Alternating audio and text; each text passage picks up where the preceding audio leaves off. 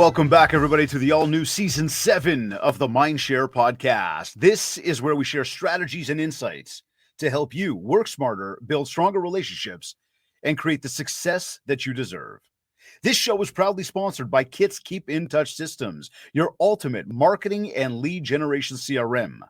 REM Real Estate Magazine, Canada's trusted source for real estate news and insights, and Revel Realty, redefining real estate with bold marketing, cutting-edge training, and a culture that empowers success. Learn more about our sponsors and download your free copy of the Ultimate Marketing Bundle at mindshare101.com. While you're there, discover how our full range of services can help take your business to the next level. From one-to-one coaching for personalized growth, to the MindShare Collective group coaching for community-driven success, momentum training to build unstoppable progress, and keynote speaking to inspire and motivate your team. We are here to elevate your game.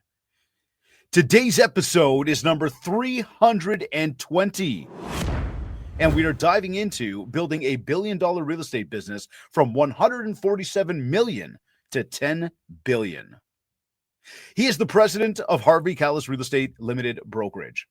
His vision and stalwart leadership are a large part of the continued success of the company. Over the past 33 years, he has built the company from 147 million in gross sales to over 10 billion. And one of his core values is giving back to the community as he plays a leadership role with 4 local charities. And as a company, they support over 100 charitable organizations. Joining me on this episode of the MindShare podcast is special guest, President of Harvey Kalles Real Estate, Mr. Michael Kalles. Michael, welcome to the MindShare podcast. Thank you, David. Thank you very much for having me. I'm quite grateful for the opportunity. Likewise, my friend. It's an absolute pleasure having you here today. And as I just mentioned, we're going to dive in today about taking the business and doing what you've done with it over all of these years, building a billion-dollar real estate business. I'm certainly excited for the conversation. I thank you for making the time. And I thought I'd open up by asking you, and sort of just really diving into the growth and under your leadership. And, the brokerage itself, Harvey Kalles, has seen remarkable growth under your leadership. Can you share some key milestones for us in your journey? What contributed to these achievements? Because that's some fantastic growth. That's significant.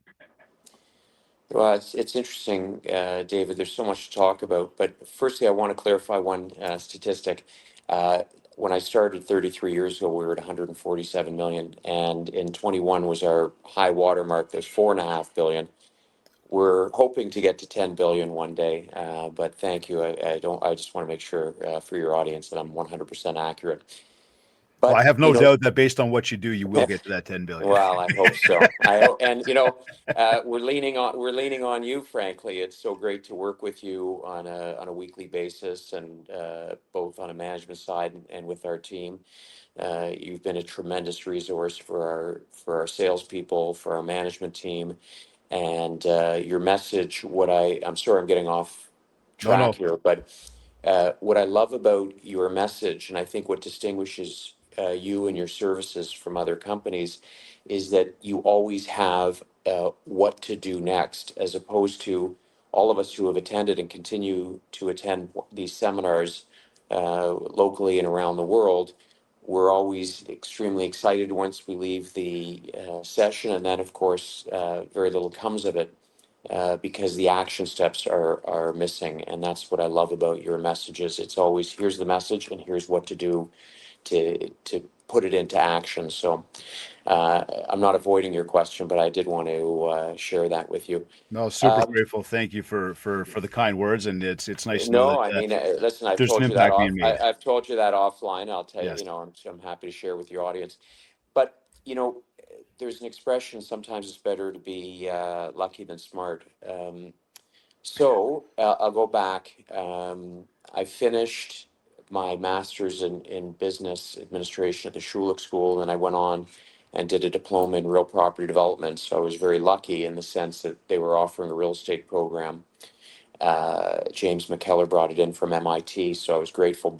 The first year that I had a chance to get into it, I was given the opportunity to. And then I worked at Canada Trust. They're no longer in business, but a number of our agents Barbara Banks, Cheryl Graff, Robert Greenberg, myself. We attended a wonderful training company, Canada Trust. And then I left that, and as I said, I went back and I went to do my business degree. And when I started at the bottom. I mean, way back before 1991, when I got into it, I was baking muffins for the sales meetings, cleaning up the back office, working as a receptionist, uh, cleaning the back office. Then I graduated when I was 16. I got my license. I was hanging for sales signs. I bring this up for a reason because many of the agents who are still there today saw me. So they didn't see, the son of the founder sort of being, dropped into the position of president. It was many, many years after I started that I took on that title. Uh, I worked in administration. And so I think it's important in whatever you do to work yourself up. And I think for your own respect and for the respect of the people you work with. But ironically, we're in the real estate business, and my father, whenever I would bring up the idea of buying a building to house our company, goes, I've been in business for, he's been in business 67 years. So at the time, probably, 44 years. For 44 years, you'd ever want to be your own tenant. Well, I felt completely differently. And this building came available in 1994 at Avenue and Wilson, southeast corner, 2145 Avenue Road, right at the 401. And I always remember, on the freeway at 401, it says Centreville, center of the city, Avenue Road. And this three-story building stood there. And I remember speaking to a commercial agent. I said, if this building ever comes available, please let me know. Well, I was on a drive back visiting my grandmothers who lived at Bathurst and Shepherd on my way home, and I saw a red for sale sign, Delphi and Realty. And I sat in the lobby for 4 hours until the agent could meet me, and I was so gung ho on it. And my dad said, absolutely no way. And my dad and I have a very wonderful relationship in the sense that if I say A and he says B, we go with B, and that's the respect. So and that's, I think, part of the reason why we've been able to maintain such a wonderful relationship. But he only pulls the AB probably once or twice a year, and that was one of them. So I let it sit. And one night we were at Swiss Chalet with we were all working late with my mom and dad, and my mom brought it up. And my mom is able to, bring her own. She's been in the business since I was 5, so 52 years. And she was able to exert some influence, and it came back on the table. So in March of '95, we moved into the building. And at the time, it was, still a very rough time in the market. And I remember saying to my dad, like, it's like the equivalent of playing in no man's land in tennis. We either going to get really small or we've got to get really big, but staying where we are and continuing to lose money as we had been from 1991 to 95 included, it was just unsustainable. So we bought the building, and when everyone was pulling back, here we are investing in real estate, investing in technology, investing in our agents, investing in marketing. And top agents from other companies saw what we were doing and came to us, and it was the biggest growth period we've ever had. And our sales, continued to go up. And I remember saying, geez, I hope one day we could get to 400 million. One day we can get to 800 million, the ultimate dream of getting to a billion. And then, of course, in 21, as I said, we got to 4.5 billion. So it's a lot of moving pieces, but I'll talk about my management team and the sales team and the marketing team and the administration team. But I hope that gives us sort of a partial answer to your question. Oh no, it certainly does, and some great substance to it. And it's actually, I got to say, for myself personally, very intriguing to hear the story about how that building came about.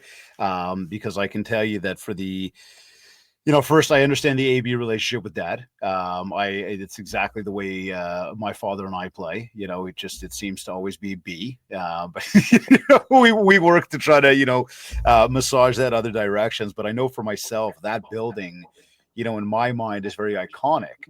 Um, because I know, as I would go down to the baseball game, to the Jays game with my father all the time, we'd get off at Avenue Road and sort of go down that way, and we'd always pass by your office.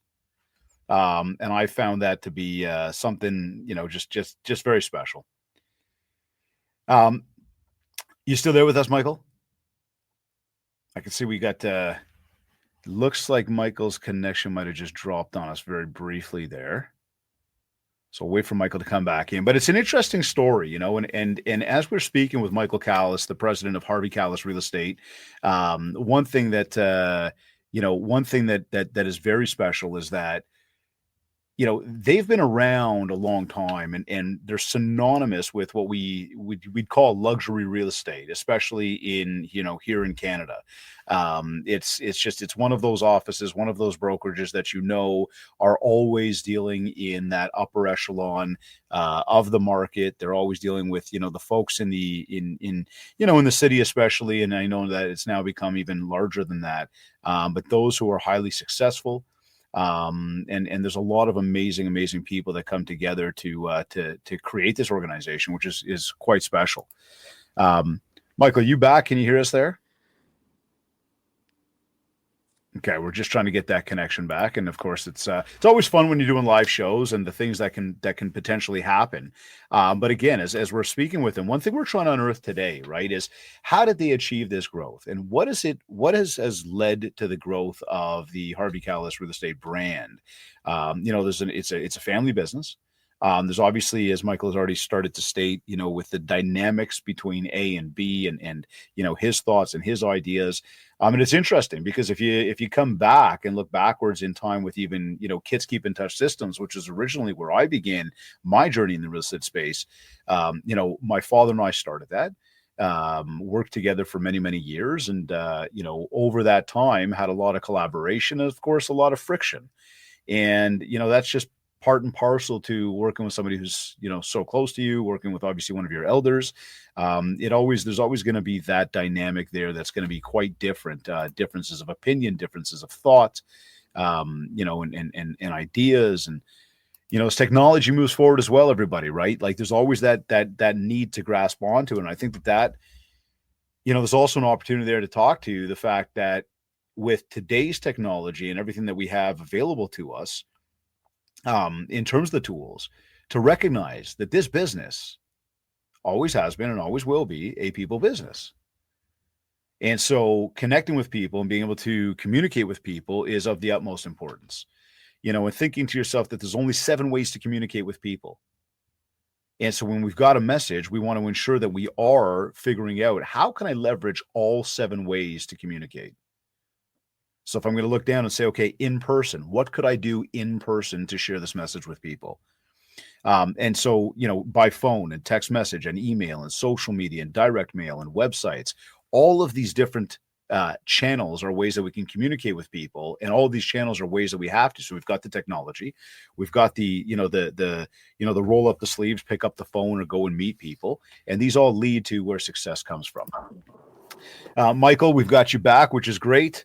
We were just talking about the dynamic of working in a family business, to the aspect of growth and what it truly takes, because I think there's a lot of folks out there that believe that growth is something that if you will it enough, that is enough. And I think that those of us that do get up and have built businesses and do realize what it takes, you certainly need a lot of will. You also, though, however, need a lot of hard work, discipline, dedication to the process, and there's going to be a lot of ups and downs from it all.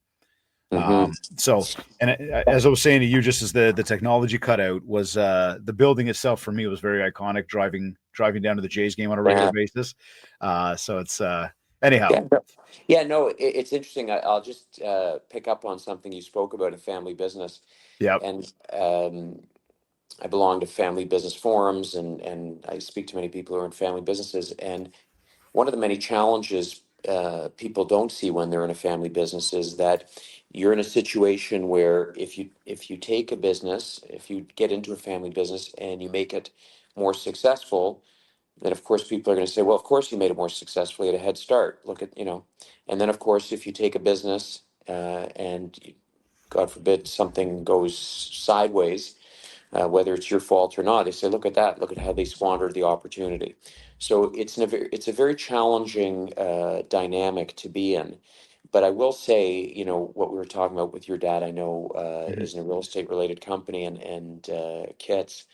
Um, but with my father and I will say that I'm very, very fortunate because we've worked together full time for 33 years.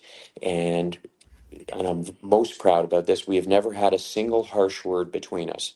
We've never Wow. gone a day where we're not talking to each other. Neither of us have ever raised our voices to one another. He was the best man at my wedding. Um, uh, we we've traveled the world together, the two of us, all across Eastern Canada, Western Canada. Uh, we've been, just so many father-son trips that I'm so grateful for. And we do talk a lot about business. I will acknowledge that, but we've never had a harsh word, and I'm really proud about that. And I think that's important because for those of you who are in family businesses, it's a simple decision. You have to make a decision. What's most important? Is it your relationship, your personal relationship, father, son, or is it the business relationship? And that decision has to be made and has to be crystal clear. I think that's very special, the dynamic the two of you have together. I, I unfortunately cannot say the same about my father and I, although since I started, and just as we're being incredibly transparent, since I began MindShare 101 and really formulated the company, what seems like 15 years ago, or sometimes yesterday, was probably about 6 or 7 years ago now. That did give us the space that we needed to be able to continue to grow both the kits business that I was doing with him, as well as myself, building the Mindshare business. And our relationship has never been better. I guess when you talk about getting into business together, still having a dynamic of that together, we're in a much better space, which is a phenomenal thing. But um, from your perspective, I'm curious, when we look at the state of the real estate market right now, what would you say, what is kind of the outlook at this moment right now for where we're kind of headed over the next several months? Like, we know that there's this threat of tariffs. We know that the BOC dropped the rate again yesterday, which is obviously a positive. There's a lot of stuff going on politically. What's your take on sort of where we're at and maybe where we're going? Yeah, I mean, to me, there's one word um, that determines the direction of our real estate market, and it's confidence, right? So, during the financial meltdown, um, you're in a situation where money, they called it a financial meltdown for a reason because many billions were evaporated. The difference between that and today is that buyers have money. The money has not disappeared. It's just sitting on the sidelines. And one of our agents, Daniel Block, had a very interesting insight at our sales meeting a few weeks ago. He said, people in Toronto don't like to buy unless there's a lineup.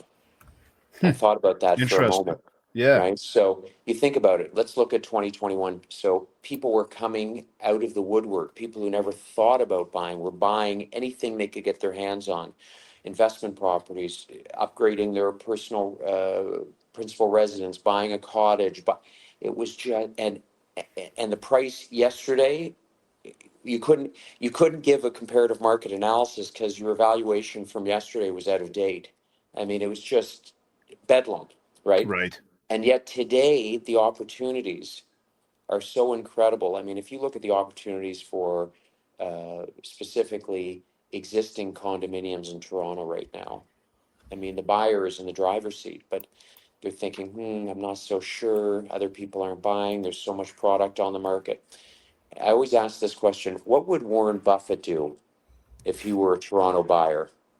What would Warren Buffett do? I mean, they're considered maybe one of the greatest investors. Would he Hmm. be saying hold tight, or would he be a pioneer and say now is the time? And I really believe that let's just isolate condos for a moment. I believe between now and the end of 27, we'll remember this time, the opportunity when we're going from delivering 35,000 units between now and 27 a year, and you're going to go into at 2028 and you're going to be delivering 10,000 units. think with the pressure, the upward pressure on price. So I think it's confidence. I mean, single family detached towns, semis are still moving.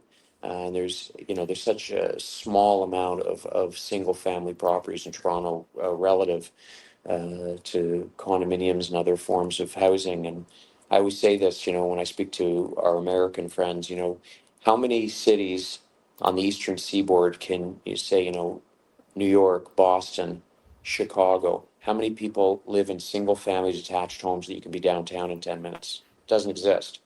Right. And Right. Toronto is getting closer to becoming I hesitate using the term world city like New York, London, or, others like that, but we're not far. We're not far. So you're right. There's a lot of moving pieces between the 25% tariffs, and very, very grateful for the quarter point reduction. That's six straight uh, interest rate reductions. So we're down to 3% overnight rate. So there's a lot of positives. And if you ask me if I'm bullish on Toronto, I am. In the Okay. next few months, there's going to be, continue to be some challenging times, but medium and long term, I'm very bullish on Toronto. My thought a few years ago, or as we walked into 2025, 2026, and just knowing the volume of mortgages that are going to be coming up for renewal based on some of the spending that happened in 2020 and 2021 at the height of our market. There's one side to say that there are going to be people that unfortunately cannot afford to continue to be in the home that they might be in, or continue to close on the condo that they might have purchased. And these are just realities of a market, any market. In saying that, though, that also presents some fantastic opportunity for both buyers as well as people in the real estate industry as realtors. That there's going to be opportunity coming, and I think that there's going to be some great things happening out there. So I could understand your sentiment about that and where it's headed. What would you say? One question that's been coming up, or one conversation that's been coming up often now, is that I've got buyers, and say 6, 8 months, 9 months, maybe 12 months ago, as people are, well, we're going to wait to see what happens with the rates.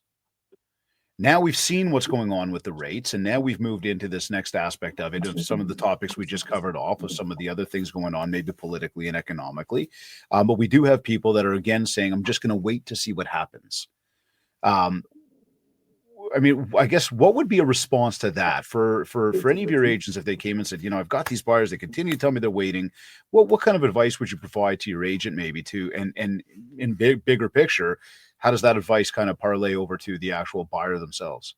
Yeah, well, we had our sales rally last week, and one of our agents on it. We had a panel of four of our agents. One of them, Errol Palipale, was being interviewed, and he had a great line. He sells multifamily residential, and he had a great line. He said, in 10 years, you're going to ask yourself one question: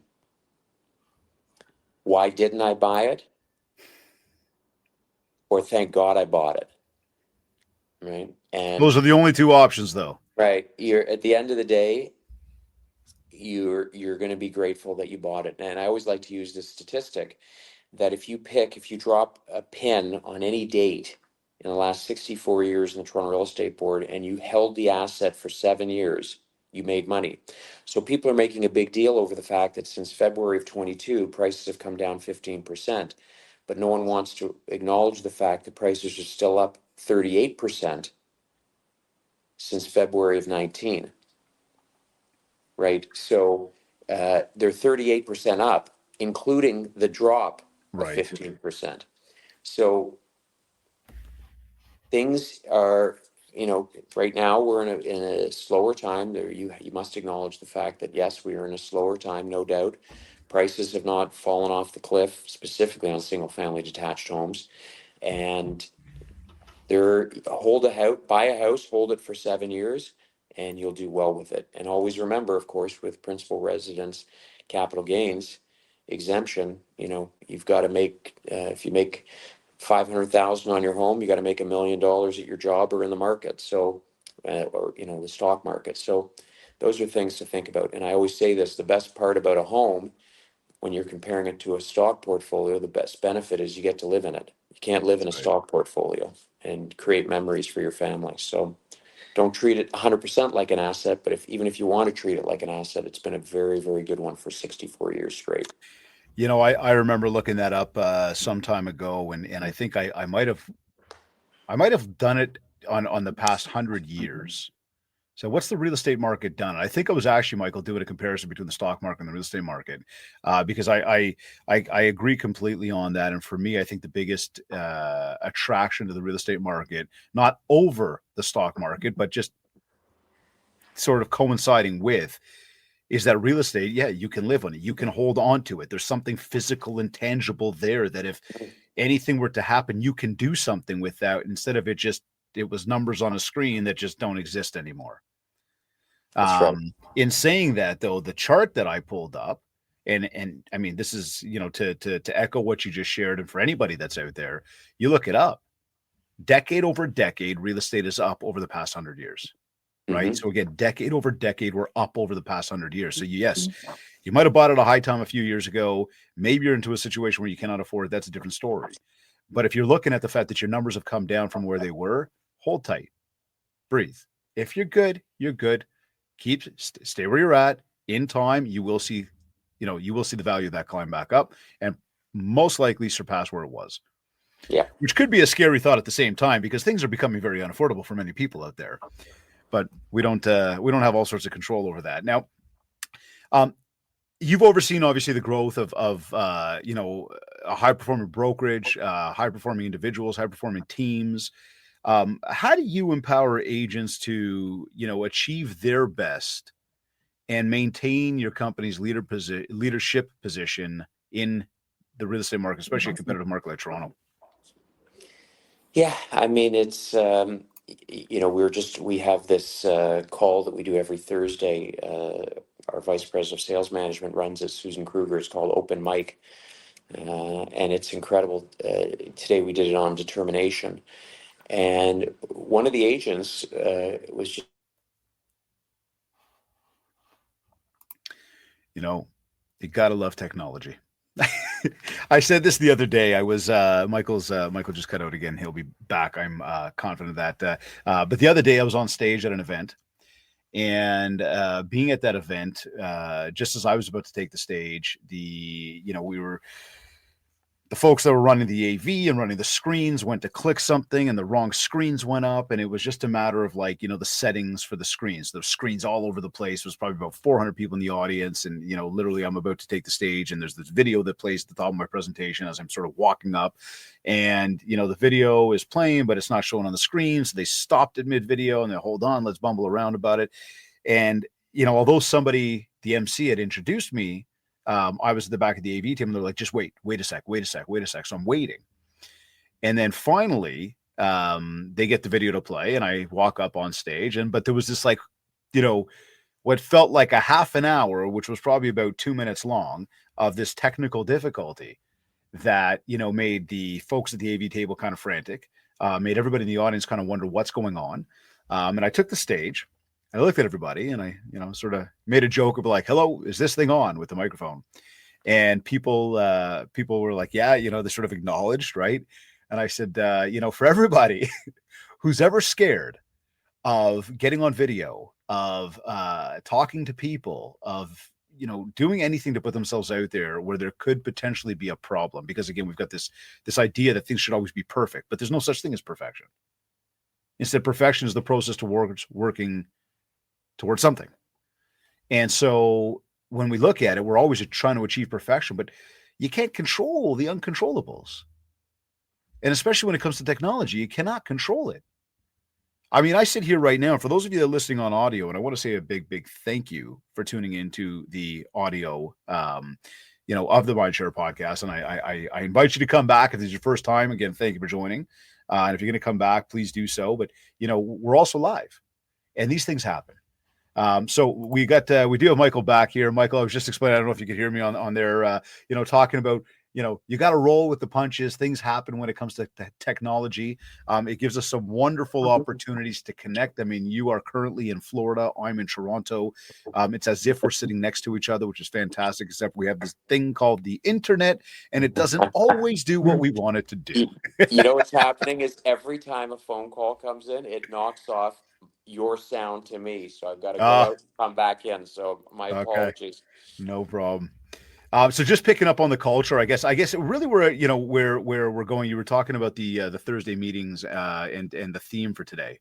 Yeah, the determination. I mean, so today's theme was determination, and when it was my time to share, I was talking about, well, how bad do you want it, right? And that's Right. something you have to determine, and you don't always have to want it that bad. I'll give you an example. A buddy, this is way before the internet. I'm aging myself, but in 19, maybe 1989, I'm going back. And my friend and I signed up to do the, um, I guess not CFA, but it was something else, like to become uh, the ability to sell stocks and bonds. Oh yeah.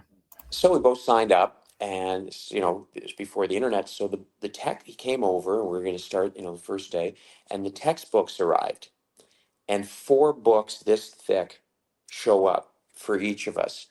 And he looked at me and goes, "Bye bye. There's no chance in the world I am going through doing that." Anyway, I've got this thing. Once you start something, you shouldn't quit until you're done. You've committed to it. Anyway, so I went through it, and just I got accepted to business school 8 months before I was expecting to, and I was very grateful to. But here I was starting business school. I was playing on the varsity tennis team. I was on the student council, and I've got these books that I have to get through with these formulas. And I was thinking, my God, I never want to go into this business. Why am I doing this? Anyway, the bottom line is, I always think back of it. I wasn't right, and my friend wasn't wrong. It was just a matter of he didn't want it enough, Yeah, right? that's And a great point. there's no shame in that. If unless you really want something, why would you sacrifice so much? Right? But you also have to recognize the other side of that coin is, if you do want something, you're going to have to make a lot of sacrifice. You're going to have to work hard. So when people say, "What was the one thing that you did that was responsible for any success that Harvey Kalles Real Estate has enjoyed in the last 33 years?" I just every day. It's every day waking up 7 days a week and digging in, right? So if you ask my kids, "Hey, when was the last time you saw your?" I've got 4 kids. When was the last Yep. time you saw your father sit on the couch and watch TV in 20 years? They'd say never, not for 1 minute. I do. By the way, I love watching movies and everything, but I'll do that when I'm working out. Okay. So the thought of just burning time watching TV, well, why would I do that when there's things that I can do? I'm grateful because I love what I do. So if I, on a weekend, if I'm catching up and I'm at my computer at 7 and I'm working, 10-hour days, Saturday and Sunday, I don't end those days with resentment and sad face. It's like amazing. I'm getting caught up in what I have to do, but I'm loving what I'm doing. It's stressful, it's challenging, it's hard, but I like it. I enjoy it, right? I can tell you, when I was in grade school, I remember specifically looking at the clock and thinking, I got to speak to the teacher. There's something wrong with this clock. It's not moving, right? I was so bored, and when I'm talking grade 1, 2, 3, 4, Yep. five, Yep. 6, 7, 8, 9, 10, probably, maybe 11 and 12. But the fact of the matter is, I'm so grateful because I love what I'm doing, right? And I'm passionate about it. So I don't look at it like sacrifice. I have to tell this story because this is the ultimate story for me. Please. People will say, "Wow, I'm here visiting my parents for a couple of days," and my mom said, "What are you doing?" I said, "Oh, I'm just returning emails between calls." She goes, "Well, I don't understand. You're in Florida.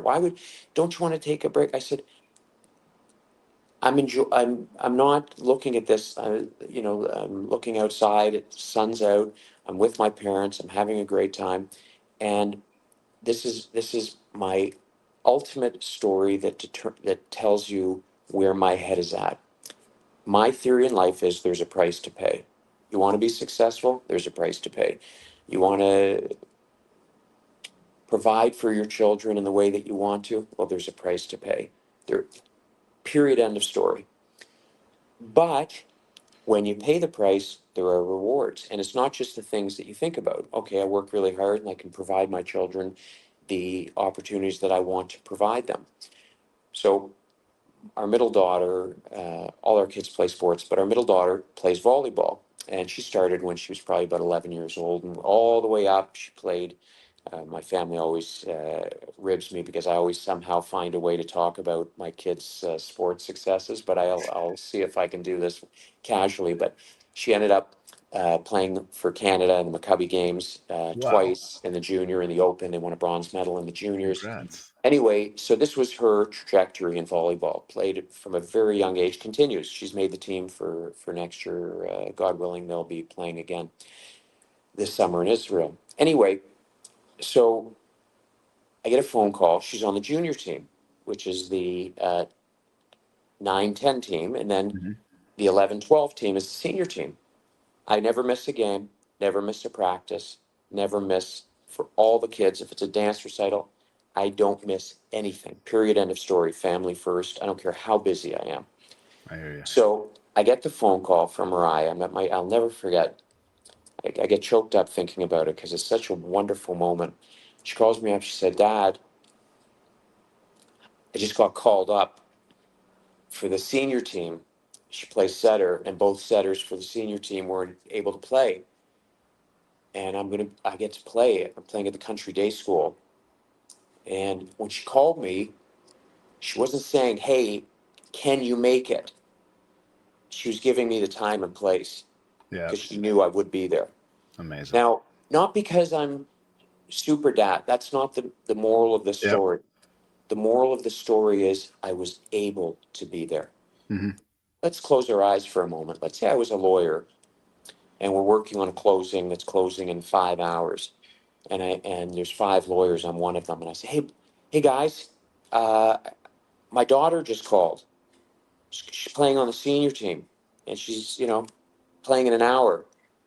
They'd be like, I wouldn't even ask Hmm. because I wouldn't be inconsiderate to the other people who have also made sacrifices to be where they are and to be Right. working on that closing. It's all hands on deck till that last minute. I wouldn't even ask, let alone wait to be told no. I didn't have to ask. So I made phone calls on the way up and I made phone calls on the way back, but I made the game. And that's a privilege as a parent to be able, not to choose to go, but to be able to go. So you pay a price, you work evenings, you work weekends, but when the phone rings and you've got an opportunity, by the way, that opportunity never repeats itself. She got That's right. called up once. That's right. She played on the senior team, grade 11. She was the captain of the team in grade 12. That's not the point. She was on that team. Hmm. She wasn't on the team. She was coming in as a guest setter with these big hitters, big players, and my little It's beautiful, Michael. yeah. It's So beautiful, man. I love the message. I didn't see the answer going that way, but I do love it. And it's interesting because I was going to say, when we talk about what's that one thing, you've answered that question. It's not about just one thing, no, or the mindset of a top performing, person in business. If you're a lawyer, a realtor, a business owner, what are these specific skills and habits? And everything you're sharing is bang on. It's right thank you. there, and it's amazing because people will tune into shows like this, read books, study others, and look for that one thing. And I think we can all, uh, dare I say, use the word, we're guilty of it, but I wouldn't say guilty. I think the you're looking for it. You're inquisitive. You're trying to find answers, and the more that you study, and the more you understand, you realize it's not about just one thing. No, And in the sense of being able to go to her games and not missing the sports, um, my father was a broker owner for the first 20 years of my life. And as well as we did, he did raise us, and I don't have rags to riches stories. We didn't come from rags. We grew up well. I went to summer camp and played sports, but there were sacrifices that he made where sometimes he wasn't able to come to my sports. Now you fast forward as me being a father and Joshua playing, a high level of hockey. Joshua playing in the CPBL, the Canadian Premier Baseball League, which is the highest league he can play in at his age right now. And Leah, my 11-year-old daughter, who has just taken a passion for volleyball. It is quite amazing to want to be there. She had a tournament at school the other day. I went to the tournament. In between meetings, I'd pop in, I'd watch the 20-minute game, I'd pop back out to the car, run somewhere, and I'd run back over. And it was a hectic day, but it was a beautiful day. And at the end of the day, she was actually crying. Well, what are you crying for? She goes, I had so much fun. And she just wanted to do more. And I got to tell you, I got to be there while she had that fun. Yeah. Isn't that what it's all about? That is what it's all about. So absolutely special, very, very Right. special, Yeah. And that's the message for parents, right? It's when parents don't attend, not, I would guess 90% of it is not because they don't want to, it's because they're unable to based on their job, right? It's a privilege to be able to have, this technology that sometimes fails us, but it's privilege when you have this technology to be able to work from anywhere, right? Yeah. So it's what it's all about, but it's recognizing, hey, there's a price to pay, but the rewards at the end of it, sometimes the rewards are the ones you don't expect, but are the ones that are most valuable. Absolutely. So there's really two questions that sort of like are going through my mind. One is, well, I'll start with one because you just actually said it when you said technology, and I mean, outside of technology maybe having some hiccups even today, but we talk in general. And I bring this up. It's important. I bring this up, even as we were saving air there or getting caught up waiting for you to log back on. I do believe, and I know we've said this with your group, and I've said this to many other groups, and I'm sure you're probably going to agree to the same. But the business we are in is a people business, and it's always been a people business, and it will always continue to be a people business. And that's where the success of any one individual and or company will come from, is the actual connection with people. In saying that, technology is here. The innovation is here. We've got the AI, which has become a major tool for people now. I just thought we might touch on that very briefly to ask, I guess when it comes to innovation, when it comes to technology, what role has that played in the success of the Harvey Kalles brand? And is it a main driver or more of a support mechanism? What would you advise to anybody out there that's in the industry about it? That's It's a great question, David. I mean, I've got such strong feelings about this. We've always felt that it's critical to be on the cutting edge of all technology. Mm-hmm.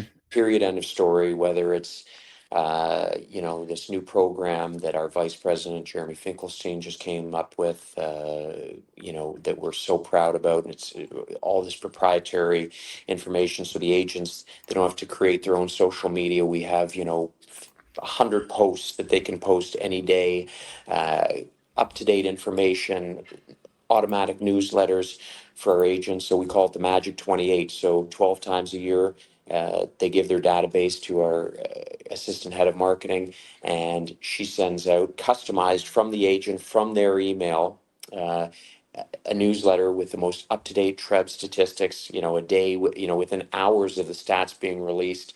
Newsletters are going to the entire database. This is what the agent could be sitting on a beach in Mexico, and then 12 times a year we have the builder blast, where we're sending out all the builder connections that we have and all the opportunities and the floor plans and the prices. That happens 12 times a year.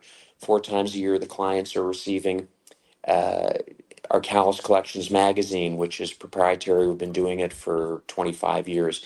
And so you think about that for a moment. So the number one reason why clients don't work with the same agent, lack of communication. So here we've achieved with technology the ability that all of our agents' clients are being touched, communicated with 28 times a year, and they don't lift a finger. The one thing I've always said about technology, it has to have three things to the agents. It has to be free to the agents, it has to be efficient, and it has to work. And I'll add a fourth. Once it has to be set and forget. So if it means the agent has to be like, oh my God, every month I got to check my database, and this isn't working, and set and forget. So if those things are in place, it works. If you miss one, you're out. And it took me 33 years to learn it. I'm not a quick study, but those are the four elements. And so you talk about technology. That to me is, I think, brilliant because it's a way of communicating with your clients. I can't tell you how many of our agents tell stories. Like, I just got called because when a client receives, let's say, the builder blast, and there's a Mhm. a new condo project at Richmond and Adelaide, those two are parallel. University in Adelaide, as an example, uh, and they press reply. The reply goes directly to our agent, doesn't go to us. So they get a call and inquiring. Oh yeah, we're interested in that condo. Oh, which one? "Well, this one here, University in Adelaide." They had no clue their client was looking for a place. Right. They had no clue that they don't know a thing about the project. They speak to our vice president of new home sales. He puts them in touch. He educates them. He sets up the meeting. Everything's done. But I love things that are technology where you can just set and forget it. There's nothing greater. But now here's the big, big but, Mhm. and it's huge. It can't replace communication that's in person. That's It right. just can't. I say this all the time, and I'm smiling because my agents are probably sick of me saying this. I always say, okay, hands up for anyone who sold a house to a client they've never met. And Hands up, yeah, exactly. Thank you. hands up, hands up for the number of homes you've listed without meeting the seller. Zero. Mhm. So all this technology, and believe me, we are on the cutting edge of social media and all, and AI, and we're trying to stay ahead of everything that we possibly can because we believe it's important. We really do. But it can't replace communication that happens face to face. There are certain things that you get from each other in communication. I remember I took a course at Western in undergrad. They said that 90% of communication is nonverbal. So when you're meeting with someone face to face, the words are 10%. The nonverbal is 90%. And that's where you build rapport and trust. And without those two things, no one's listing with someone. Oh, I got an email from Bill today. Why don't I just list with him? That's right. Right? So That's right. you have to be, it's a face to face, person to person business. It's relationships. I really believe that. So I speak highly about technology, and I will continue to push forward on technology, but we will push just as hard for human interaction because I think it's crucial. Look, this is the idea of support mechanism, right? This is the idea of, you can't just rely on one piece of it. There's got to be a varying degree of leveraging the tech so that we've got some automation to what we're doing. There's some systematization, some processes. And then we've also got to remember that if we don't support that by actually speaking to people, connecting with people, then this has zero substance to it. In the Hmm. same breath, if all you do is speak to people, you'll get something from it because you've created the connection. But this will also support you from a technology because now when you're not around and you're on a beach or you're somewhere else, that can keep happening. You're dealing with another client. This stuff can keep happening for you. So there's some balance that needs to happen, and that balance takes me to the next question, which again sort of came from what you had shared before about being at the sports and being able to do and looking at the time that you have out there. There's a lot of agents, a lot of people in general, especially these days, that struggle with the concept of what we call time management, work life balance, are feeling a lot of burnout. What advice do you have for people on that front? And I mean, are there particular metrics that realtors should be focusing on daily, monthly, annually, so they can measure, are they using the time to achieve the success? Is it all being done effectively? What would you say?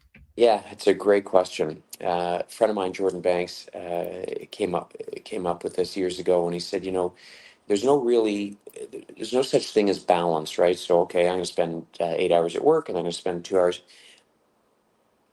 He said something. He said, look, if you're going to work, work. If you're going to be with your kids, be with your kids, right? Mm-hmm. So the way it comes from me, and by the way, I give this advice not to other people, I'm giving it to myself at the same time. Yep. It's just be present, right? If you're going to go to the office or you're going to be at home and you're going to work, put your head down and work.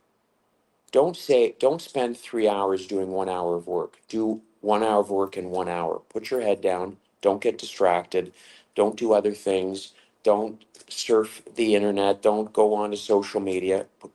Set your goals on what you want to do. Put your head down and do it. Right? Because then that will give you the opportunity. If you do 8 hours of work in 8 hours instead of 8 hours of work in 24, then that'll give you the opportunity to actually be with your kids. And, my phone is with me all the time. Mm-hmm. But if I'm, and I explained to my children, I said, the only calls I'm taking are from the agents because, our agents could be in the middle of a deal Mm-hmm. and they need one answer that's going to make or break it for them. Right. And I can't say, well, I'll get back to you later on. It has to be then. Right. So you have to be present for the agents. That's crucial. But if someone's, calling me and asking if I need some, couple of yards of carpet, phone's not being answered. But I think the most important thing for all of us as human beings is being where your feet are, being present. And so my kids know that if they're speaking to me and they're asking and we're talking about something important, I'm not going to be, going through social media or burning time or doing something that's not blinders on, completely Mm-hmm. focused in that conversation. Period. End of story. Right. Okay. And What's going through my mind, I go, okay, so, you lead $1 billion company. As I read through the bio, you support numerous charities, both personally as well as organizationally. How do you then maintain yourself, Michael? How do you maintain that work-life balance? I mean, you talked about really there's not a lot of TV that happens unless you're working out. You'll double down, maybe throw something on. For me personally, I read a book and it's audible, so it's in my ear, but it's feeding the brain while I'm also doing the physical activity. Um, Work-life balance, though, it's a difficult thing to achieve. There's always more messages coming. There's always more people grabbing at your time, and of course, there's the most important being family. How do you balance it all and maintain an even keel to the mindset? oh, that's interesting. So I've been full time at Harvey Kalles for it's called 33 years. If you asked anyone who I work with, have you ever heard Michael raise his voice? The answer is no. There's No. nobody because I know it's never happened. If you Mm-hmm. ask my kids, has your father ever yelled at you? Answer never.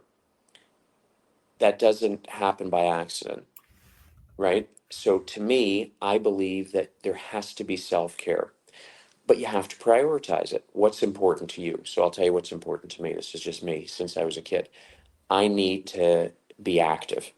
So 1 hour a day, 7 days a week, 365 days a year, I need to do something. So if I'm waiting for someone, I'll start walking. Oh, yeah. How many? 3 minutes. Ah, I got 57 more left. But by the time my head hits the pillow, that 60 minutes is getting eaten up. Now, I'll try in the morning. I'll do it. I'll wake up as early as 4:30 in the morning to knock it off. Sometimes that's not practical because I had to stay up Wow. late the night before on what I was doing, so I don't Pardon me. work out. What is staying up late to you then?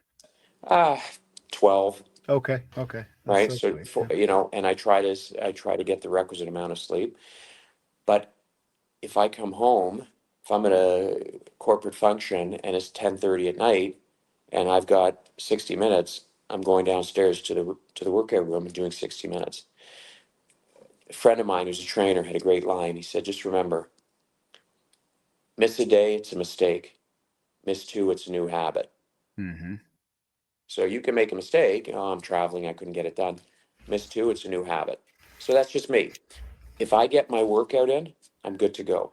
Do I need to be out with my friends? Do I need to be out at bars? And that, not my thing. Working out, sports, and by the way, it could be anything. So if I'm lucky enough to get on a tennis court for an hour, done, There check it the is. box. I go Yep. for a walk for an hour, check the box. If I do 30 and 30, check the box, but I need to do an hour. So that's my time. That's my balance. If I have that hour, I'm good to go. Good to go. Right? So that keeps the mind right. That keeps the energy level up. That lets you know what you're Yep. doing for you. And now you can dedicate the rest of that time to others, including family, including your agents. That's And now right. there's the balance. And you brought up philanthropy. My mom's brother, Uncle Albert, uh, he said, just remember, when you volunteer, when you donate money, check in on who feels good. Answer, you. When you volunteer, you could almost say you're doing it for personal reasons because you feel good, right? Eh, People keep saying, "Oh, I want to be happy. I want to be happy." Well, that's fleeting. That's right. Do do something, time and or money, for those less fortunate, and you're doing good work.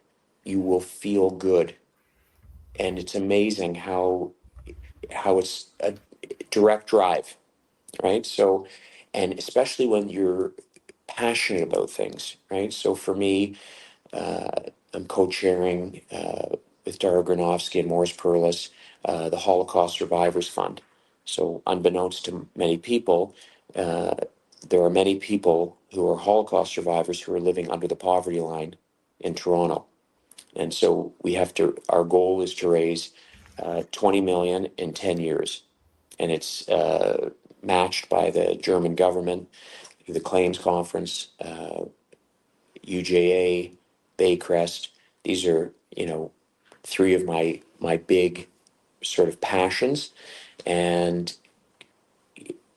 I give a lot of my time and financially, and it is one of the most important things that you can do. I remember I was speaking to a very wise person, and he said, "Just remember, like he's someone who is effectively a volunteer, permanent volunteer for the community." He said, "Just remember, if you're able to make money, good. That's your skill. I've given my life to the community, so you make money.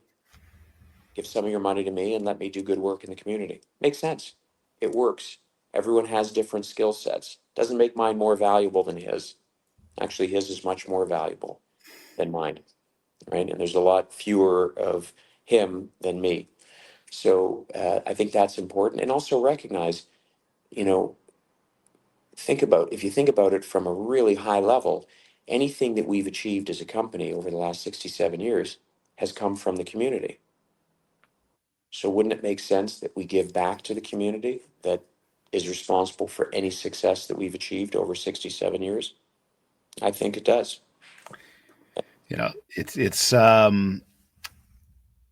It's amazing the words you're sharing about that right now. I've had folks that have asked that question: why should I make the time? I don't have the time. Why should I do that? And I think you just described that very eloquently in saying this is why. So that leads me to another question of, if you could define the legacy that you want to leave in this real estate industry, what would it be? How would you define it? Mm, that's such a good question.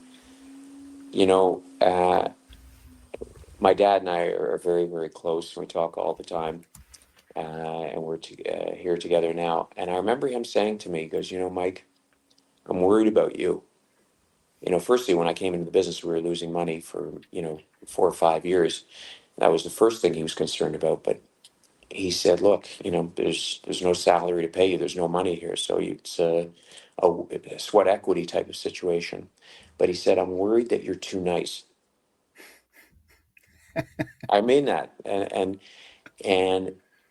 I actually think that being nice is people think it's such a simple word, but I think being nice, and it's so simple, but that would be the legacy that I want to live, not just in the real estate community, but in the world community. Interesting. That's interesting. It's a nice answer. It really is, and it's almost so simple, yet there's so much depth to that. Yeah. Very interesting. So, okay, so let's go to the completely opposite end of the spectrum. And there's a brand new agent coming into the industry, coming into real estate. What advice would you give to them from Mm, day one or like day zero? yeah. First thing I always say is it's so interesting because when I came into the industry, there's 13,000 agents. Now, 33 years later, Wow. there's Yeah, there's close to 71,000.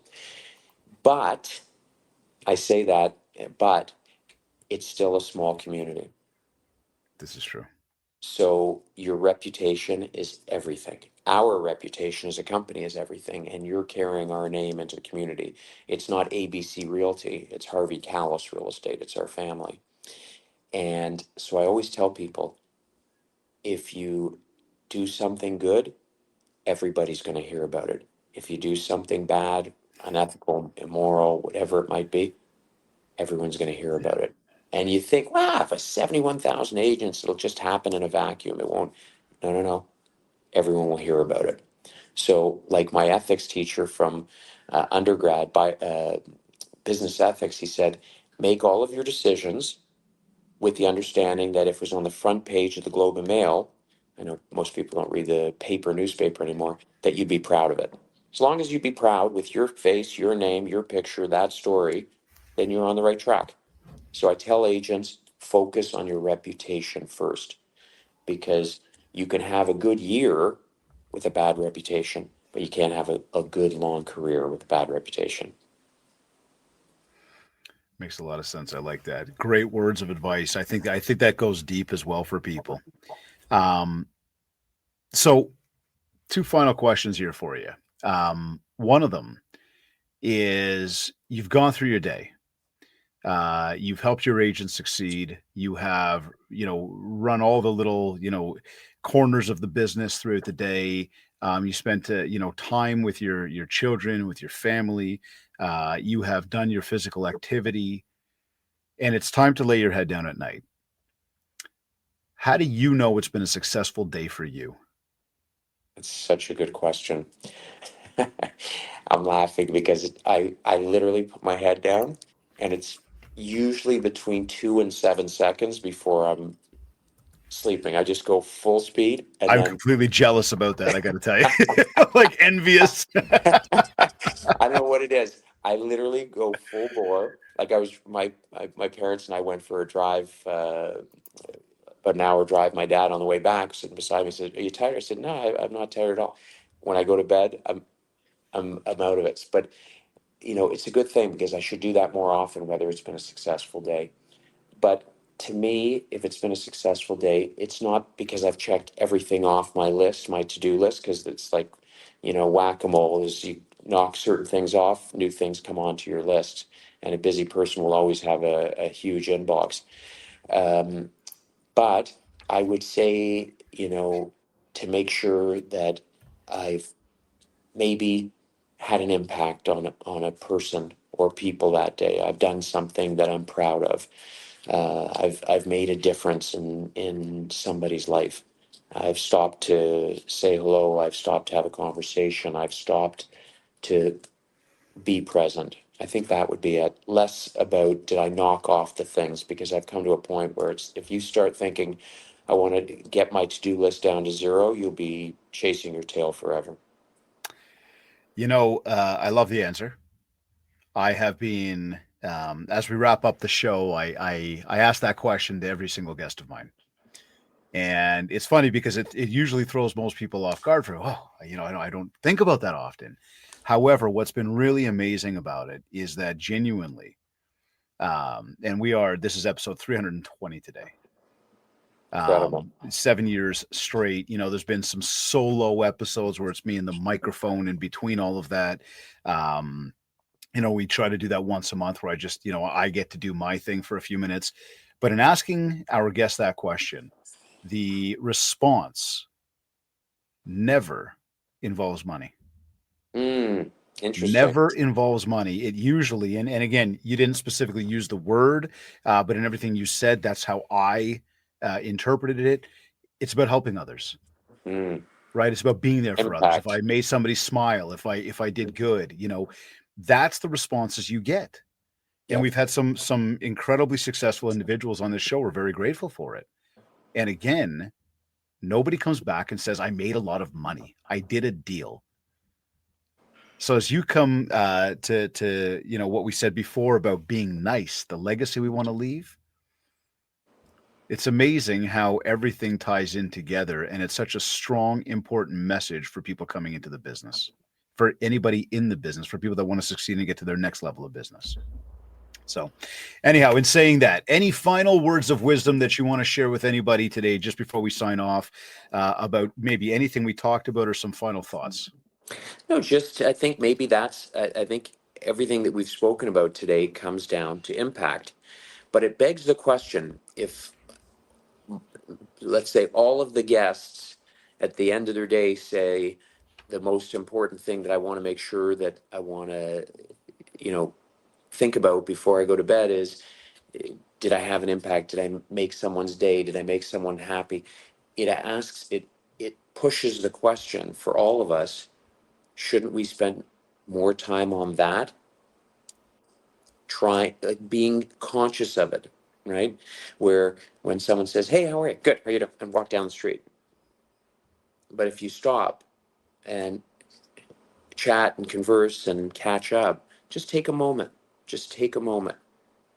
It can really make a difference for you and the other person. So maybe that's what I've taken from this call is, hey, if those are the things that are so important to you before you go to bed, probably a good indication you should be spending more of your energy in that direction. That's it for me. Speaking with Michael Kalles, the president of Harvey Kalles Real Estate, talking about building a $1 billion real estate business. And the insights today have been worth more than $1 billion. So I thank you, Michael. I thank you for the Thank time. you. I know that you're with family right now, enjoying the beautiful sunshine. Can you see any palm trees in front of you right now? Let me see. Yes, I can, and I'm going Ah, to be back in the snow in less than 24 hours. So I'm going to take a good, long, hard look at this palm tree in well, front of me. listen, if you can pack one up and bring one home, I'd love one, just one. But Michael, thank you very, very Thank much for you. joining us on the Thank MindShare you so podcast much, today. David, for everything that you do. A pleasure. We'll see you shortly, my friend. Take care. Thank you again. You've been listening to the MindShare podcast, whether it be on one of your favorite podcast platforms or directly from our website, mindshare101.com. While you're there, be sure to explore how our full range of services from one-to-one coaching, the MindShare collective group coaching, momentum training, and keynote speaking can take your business to the next level. Don't forget to download your free copy of the Ultimate Marketing Bundle so you can build more mindshare and earn more market share, as well as learn more about joining the revolution. For any inquiries, just get in touch with us today. If you did enjoy the show, please be sure to go over to www.ratethispodcast.com/mindshare101. Big 5 stars, a nice little review of how much you love the show, as well as our guests. I would be super grateful. And if we haven't yet, connect with me on Facebook at MindShare101, on TikTok at MindShare101, and on Instagram at David Greenspan101. I want to take a quick moment to say a big thank you to Kits Keep in Touch Systems, REM Magazine, and Revel Realty for their continued support and sponsors of being sponsored the show. This has been another episode of the MindShare podcast. Thank you for tuning in.